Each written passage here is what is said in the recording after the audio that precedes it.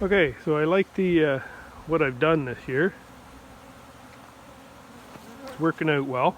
Lots of bees coming through winter, and just a little different than what I have used to do. But anyway, it's working good. So I put them in a deep box, and then I put a medium box underneath.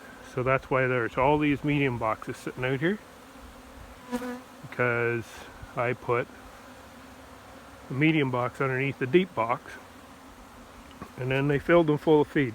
So then they went into winter, they went through the medium box, they've eaten the medium box, all the feed out of it, and moved into the next box.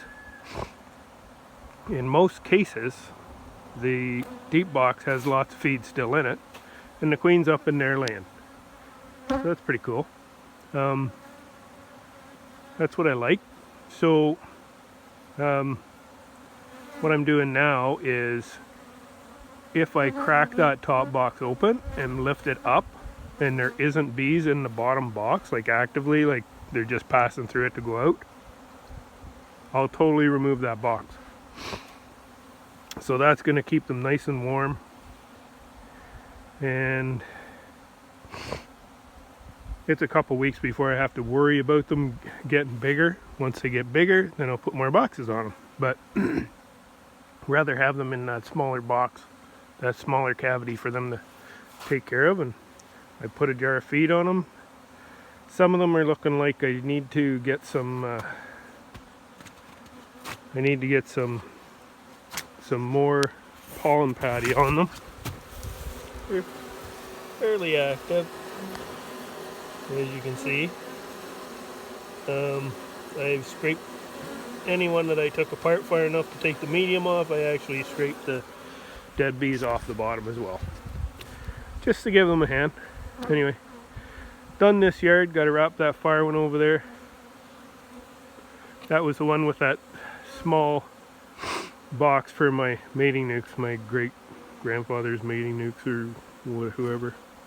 Anyway, trying to figure out how to get them started up into a deep box, and I just happened to find a bottom board in my truck, and I had to take a full deep off of one because it was two deeps and they were only in the one deep box. So hey, that worked out. So now I put a different board on there, bottom board, and I put the small medium. I'm talking about this one over here. I put the small box on the bottom. It's smaller than a medium, and then, but it's full of brood, so I want her to move up into that next deep box there to start getting me stuff that I can use in splitting and nukes and stuff when the time comes. So I threw that one on top, got feed on top of that. I just left it open because it was really busy, because I took the other deep box off.